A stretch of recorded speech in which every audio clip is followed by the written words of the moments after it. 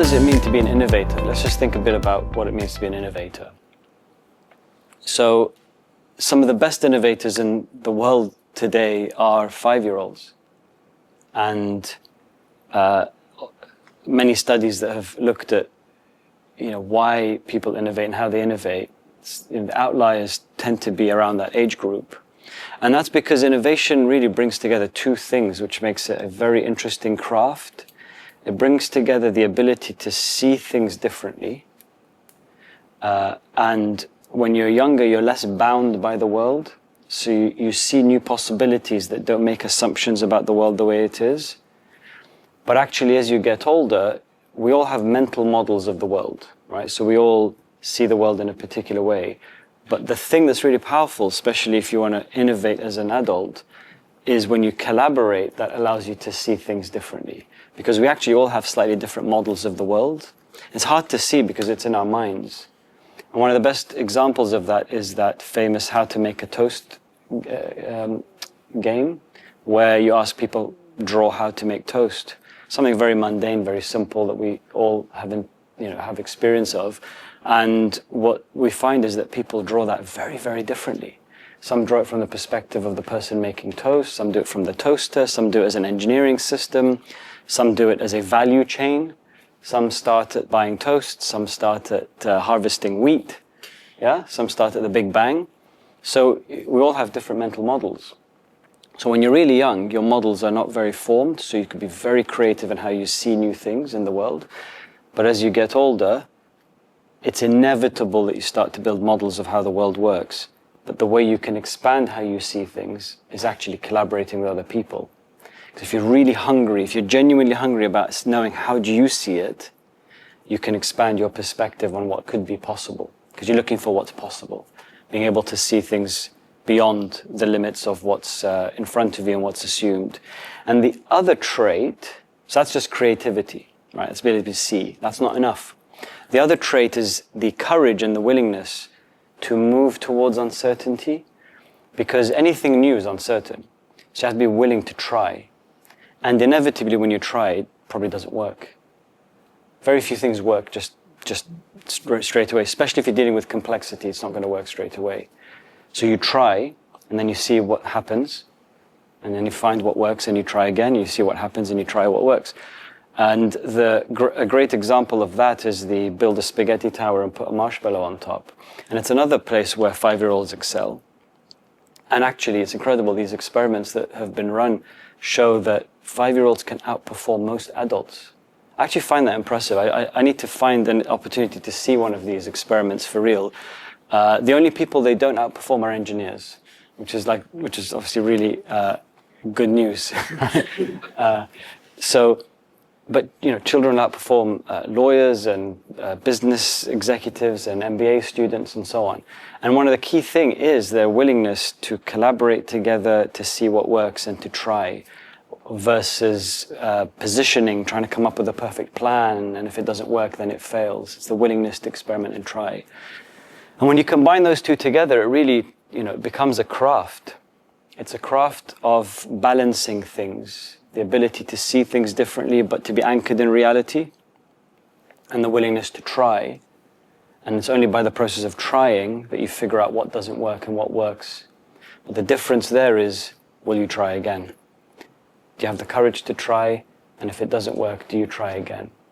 And what tends to distinguish some of these great innovators that we can think of is their unbelievable determination to keep trying. And that's the thing that tends to stand out then. If you keep trying, eventually you will find what works. And many people give up sometimes just before the point where something can be seen, where the possibility might emerge. So the other thing about innovation that's crucial, that combines these ideas, is the ability to really understand complex problems. So what distinguishes innovation from just any general change or general improvement? I mean, innovation is fundamentally about making the world better, but we can make the world better in many ways. So what do we mean by innovation and being an innovator? And what stands out in your mind as an image when you think of an innovator or an innovation? It tends to be something that has changed the world or improved the world in a way that's dealing with incredible complexity, changing the world in an environment where it is almost very improbable, inventing something or creating something or changing the world works or driving some change in where technology is used in a very complex environment. All of those things tend to involve a lot of complexity. And one of the best ways for me to understand innovation and complexity I have found recently is actually the Rubik's Cube. And it might not be obvious what the connection is, but I'm going to draw out. There's 4 lessons that I can take from the Rubik's Cube when you understand the Rubik's Cube that are very interesting parallels for innovation. So there's 4 key lessons. The first one is that just like the real world and real world innovation, this looks impossibly complex. So let's understand its features. There's 43 quintillion permutations to this. Okay, so it's 43 with 18 zeros. To put that in perspective, because humans aren't very good at large numbers, that's 100 times more than every second that has passed from the Big Bang till now. Yeah? So this has 100 times more permutations than every second since the Big Bang. So this random scramble that I have now is highly likely that no one has ever seen this scramble before. Yeah? So if every human, since the beginning of all humans, was randomly scrambling, and each one scrambled 1 million in their lives, you still wouldn't have achieved a fraction of the possible scrambles. So it looks, seemingly impossibly complex. And what that means is you can't solve it randomly in reality, right? You can't just do this and eventually find yourself reaching a solution. And the parallels that draws for me around innovation is that if you're doing, if you're in a business environment, you're just doing random pilots or trialing things without any real clarity and understanding of the anatomy of what you're trying to solve, the real problem. It's like trying to solve a Rubik's Cube randomly and hoping for results. Demanding from a business or an environment to solve really complex problems that require innovation without some capability and some training is like expecting any random person to just solve this without having any understanding of it. And the other thing that I draw from that is that in a business environment, we routinely have fragmented innovation. So one thing some people have done without much training is solve for one side. But if you solve for one side, you create a constraint that makes it very difficult to solve for the rest. We've all been there if you've played with this. You solve one side, then you get stuck because you don't have to solve the rest without breaking it. So the fundamental reality of that is that the only way to approach incredibly complex problems is to start to understand the anatomy of those complex problems. If you don't fundamentally understand the anatomy of those problems, the chances of you solving them is very, very, very slim. Google X call this loving the problem. And what that means is really, really, really being immersed in the problem to understand its nature. So that's the first lesson that can be drawn from that. The second one is that to solve for problems in the real world and to innovate, you've got to work within the bounds of reality by taking multiple steps. You can't solve this in one step. It's impossible. It's literally mathematically impossible to solve in one step because one step would be just one move. You couldn't solve it. And many a time we demand kind of magic holistic solutions. We expect innovation to just, here's one solution that's going to solve all things. But just like the spaghetti tower example, the only way to solve for really complex problems is to understand the anatomy, to lay the foundations, to solve for the hardest thing first, and every step that you take creates new possibilities. Every step you create creates new directions that you can take that were not possible from the step before that. Google X call that training the monkey or solving for the monkey. I think Google X call that solving for the monkey.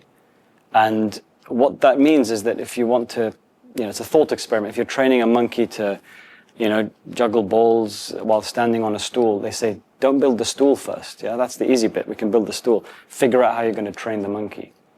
So you've got to take progressive steps and you've got to start with the hardest things first. If you don't start with the hardest things first, you will create constraints for you beyond that. The third lesson that can be drawn from this is that it is impossible to solve really complex problems and for innovation to have an impact in the world without change. And this is often missed in innovation. Innovation is about ideas and creativity and experimentation. It's about adoption.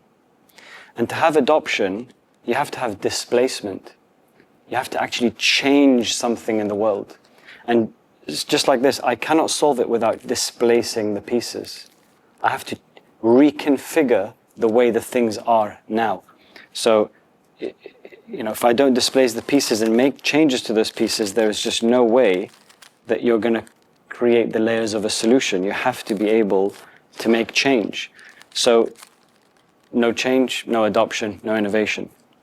The very last thought that I take from this is that the innovation is fundamentally something that you can learn. We think of it as mysterious, we think of it as almost magic or some kind of outlier capability that's hard to understand. Innovation has principles, it has models, and it has methodology. And just like solving the Rubik's Cube, it is something you can learn. But the distinguishing feature that means whether you can solve it or not consistently with capability is whether you have practiced. So I can explain to you how to solve it now, but you will not be able to just solve it by having a theory lesson in how to solve it. You have to be able to practice over and over again in order to start to see the patterns that allow you to solve it. It's impossible to solve otherwise. So, one of the things that really struck me from when I joined the industry was just how vast and complex the industry is. I had absolutely no appreciation of how vast and complex the industry was until you really come in and see it. It's made up of so many different parts. And when you think about the rail system as a whole, millions of things have to happen every day to make it work. And they're all geared towards trying to achieve certainty. Certainty is impossible fundamentally, but the system is engineered and designed to try and achieve that certainty every day, to deliver a planned outcome. And the way it's organized today is that it's highly fragmented, and even with the reform that will bring some of it together, it is made up of many, many parts. And technology and change crosses those boundaries. There are high barriers to change. We've designed those, many of those are designed in for good reason. We don't want to put random technology on the rail system and see what happens with people traveling on the system. So we're very careful about how we apply change, for example. We're careful about how we buy things. If we make a change to how the system works, we have to consult the various parts of the system. So those becomes barriers of change. And the last kind of feature of the system is that by the nature of any system, really, any specialized area is a scarce skill. So those who really understand a subset of the system are few, so it's quite scarce. So if you want to work within a subset of the system, the number of people you can work with that really understand it are not many. And then the ability to innovate in that is also another scarcity, so it becomes an outlier within an outlier. Now, you can't respond to that by just, intending to change that or claiming to change that. Just in as much as you can't solve the Rubik's Cube through just claiming. We are now going to create an organization of Rubik's Cube solvers and just make the claim, right? With no understanding of the anatomy of the problem, with no principles and models and methods, with no understanding of the steps that it's going to take, with no understanding of the fact you're going to displace things and make change, with no understanding of the fact you have to practice and learn and learn and learn and teach and try and do and actually do the real thing. So the way we respond to that in GBRX is we are creating a capability to see and do the things that we can't today. So that goes to the heart of innovation. The ability to see new things and how you create the ability to see new things. The ability to do those things in the real world by taking progressive steps, by working in the field. So the key feature there is the ability to see and do things in the field, in the real world, working with the people who touch the system. That's how innovation plays out with GBRX in our railway system. at the moment, we're going through a period where, we converge around three things. One is a time of great challenge. There's also great opportunity, and it's a time of great change. And those three things come together with some of our technological trends, in particular things like AI, artificial intelligence. So, for example, if you look at the way the network behaves today, it's around the limits of its capability. It's really difficult to get more out of the system without fundamental shifts in technology. We have a very challenging demographic transition coming up. We lose about 5% of the industry to retirement now every year. We're only bringing back about 1.5. So over the next half a decade to a decade, we're going to see a huge skills and capability challenge.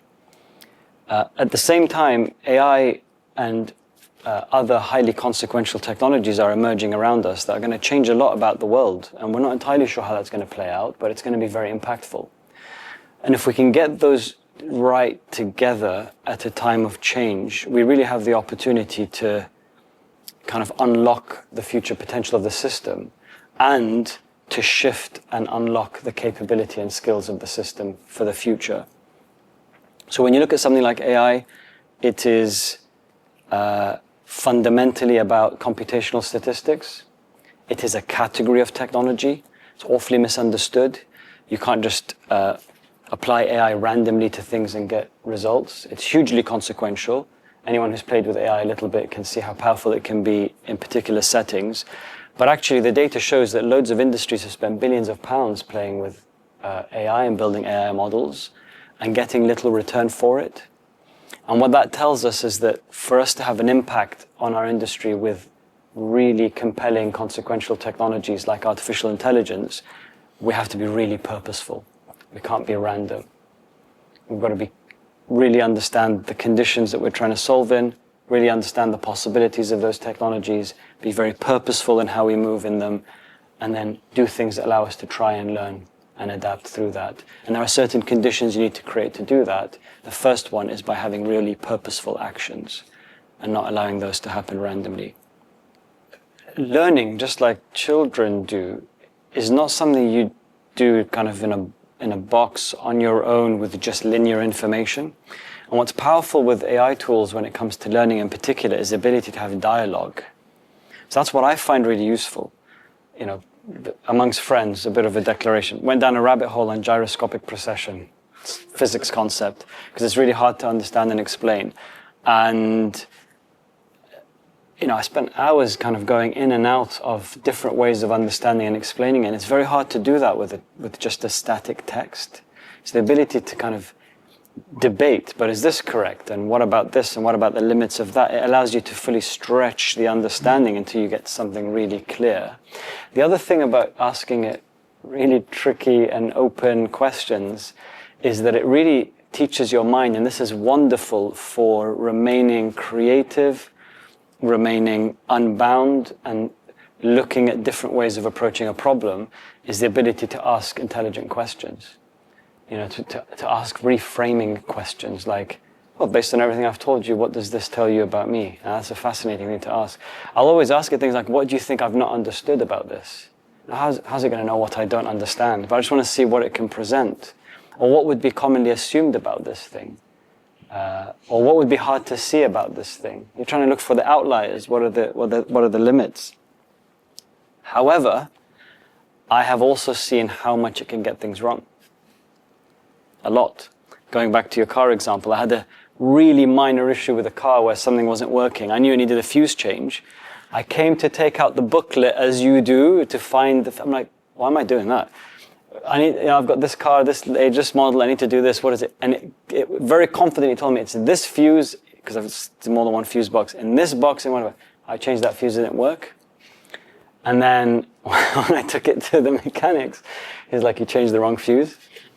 And it wasn't me, I changed the fuse it told me to change, but it got the wrong fuse. And I thought, that's interesting, kind of it very confidently made that claim, so it got it from somewhere, but yet it made the wrong thing. And it's not like, it wasn't something I had to speculate on, it wasn't aggregating probabilistic information. I mean, obviously, the model is probabilistic, it's actually guessing what letter and word to say next, which is phenomenal that it looks real, given that it does that.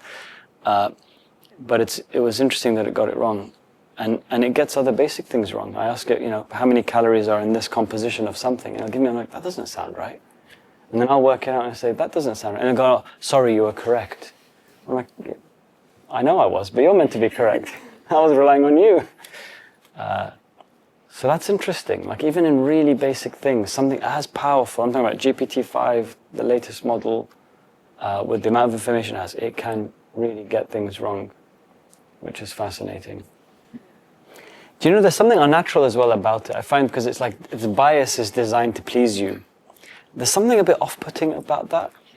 That's not natural. Like you don't expect a thing to always want to please you, right? So even when it gets things wrong and I call it out, it just so winningly, apologize. It's like no, take accountability. Don't just apologize. And that, you've got to, again, going back to playing with reality, trying, you've got to actually play with these things to see how they can go wrong and to be burnt by it, to change the wrong fuse, to get a piece of information and realize it wasn't correct, to really see the limits, because it's a really hard thing to contrast just how powerful they could be. I go down history rabbit holes sometimes, it's phenomenal, just the data you can spin out but then you realize it can really get it wrong. But it's really opened my mind on how to think about questions. What kind of questions do you ask? How do you seek evidence? And even if we present something to you, let's say about history, you can also think about what's the probability of that being right. You can say, well, based on that, based on this information, give me a probability model for what you just told me. So you've now taken it into another place to test its own understanding probabilistically. And I've seen it self-correct, kind of make bold claims and then go, oh no, sorry, let me now dive. Now that I've thought it through. Now that I've thought it through, let me justify my position. A bit like humans do, right? You make the bold claim of, you always so-and-so, and then someone challenges you with new facts and you go, well, maybe not always, right? It's really tricky. I don't know how to think about that. I mean, ethics of AI, clearly, there's a lot that needs to go into understanding so the biases in how it works, what it claims, as we were just discussing, and understanding the probabilities versus certainty.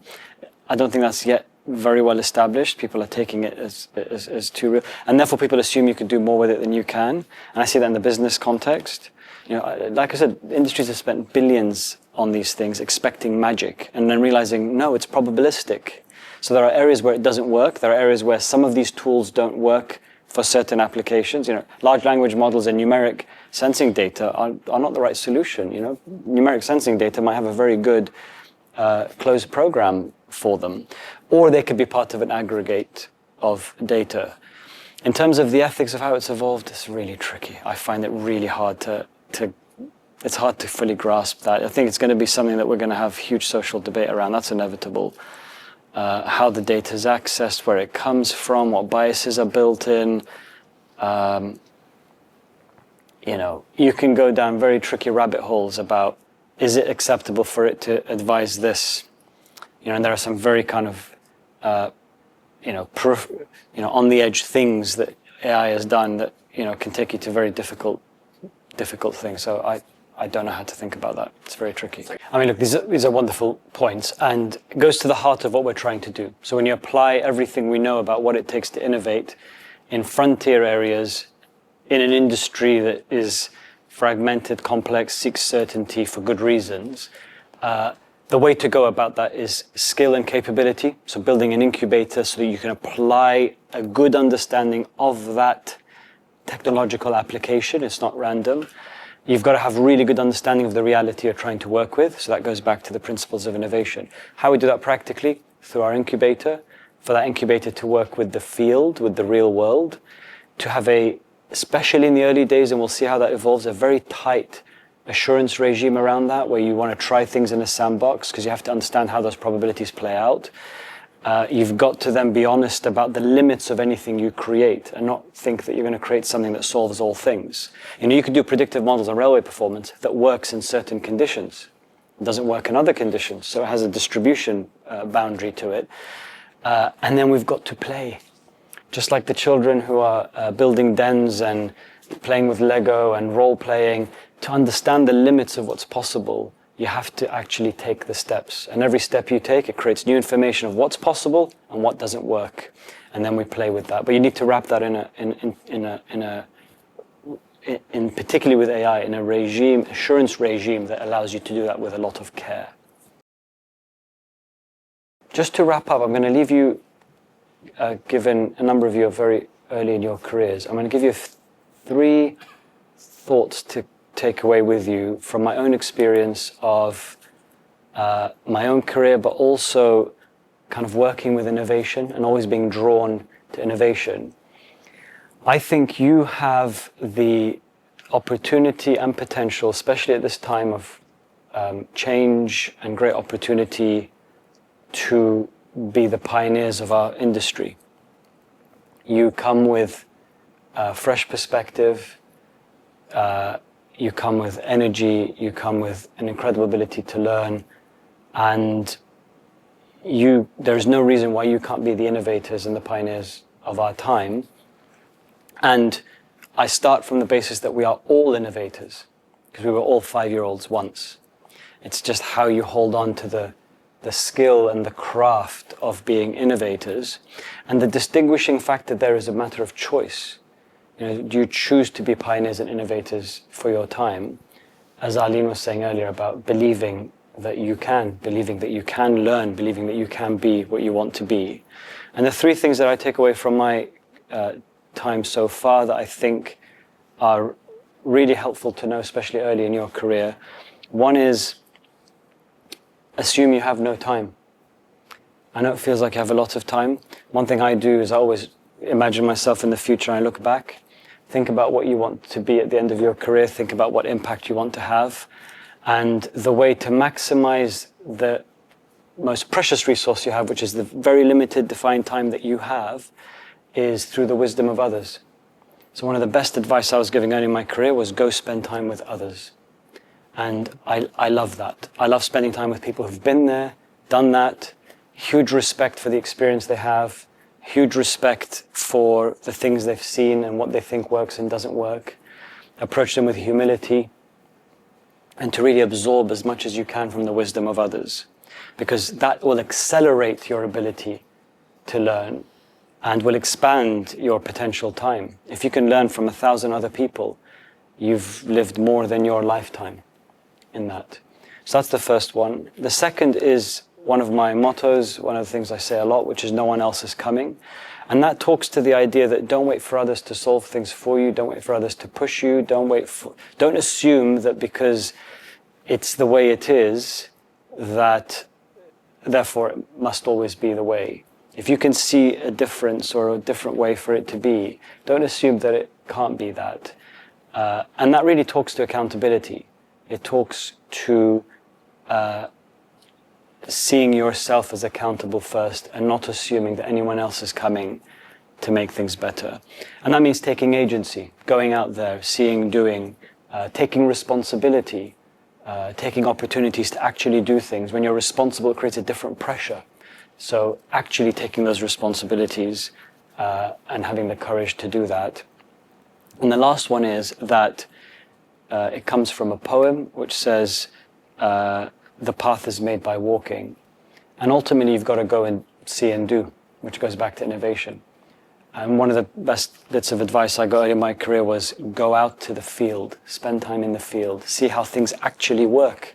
Similar to AI, you can theorize on AI, you've got to play with the AI to see where it works and where it doesn't work.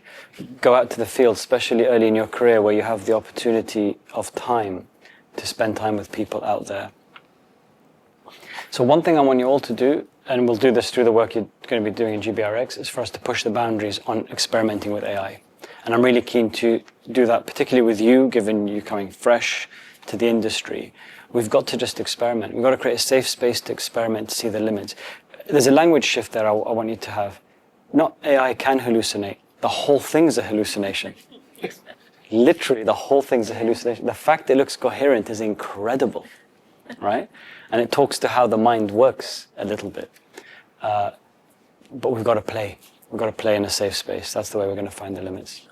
It's that we have to be in it to do it. It's not going to happen on its own. And I see you as the catalyst for that. Because you're going to come from a different perspective, from a different energy, a different willingness. You're already experimenting with this in a way. By the way, don't assume that most people you interact with have done what you've done with AI. My experience is most of them haven't, actually, really. So the answer is that you are going to be it. No one else is coming. Literally, no one else is coming. You are it.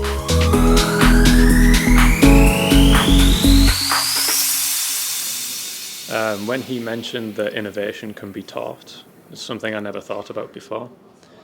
It's something I'd like to take forward in my own steps as an engineering apprentice. Innovation is very new to me, and I've never really thought about how I can further this in the team. So that's what I'll be taking away.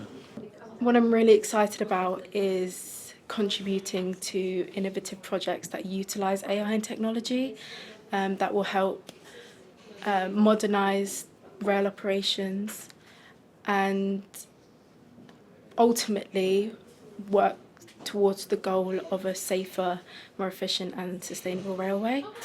So at the start of my year in industry, I was told that the rail system is designed to resist change. And so what I'm excited about working with GBRX is that it breaks those barriers by using AI, innovation and technology. So I'm excited to see what's ahead at GBRX.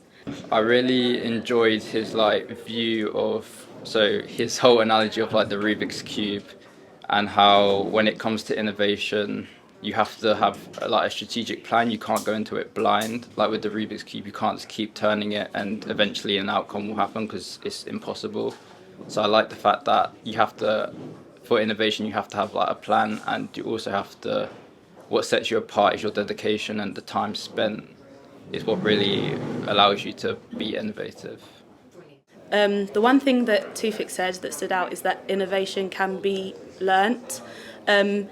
Sometimes when you think of innovation, you think it's something that people are born with. When you think about the people that are the big names in the world, you think, oh, I couldn't do that, or I don't have it. But the fact that he kind of said that it could be learnt made me feel like it's something that I could have, or something that I could develop in myself, which was, I don't know, eye-opening, I think, yeah. So one of the key things that you mentioned is about displacements, that do not be afraid of displacing resources. And I think we need to be confident in moving resources about, moving people about, challenging people to take on different roles and abilities. And I think that's one of the best ways to overcome some challenges, and I think that stuck to me quite a lot. One thing I'll take away is that it's really in our hands to sort of develop AI within the rail industry and GBRX, and one thing Toufic said, that there's no one else coming, so it really is on us to push it forward.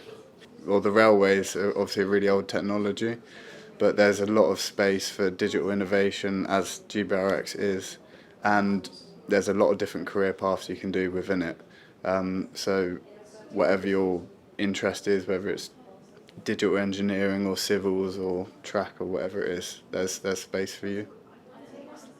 And maybe just one other thing that stood out for me is he said, no one else is coming, you are it.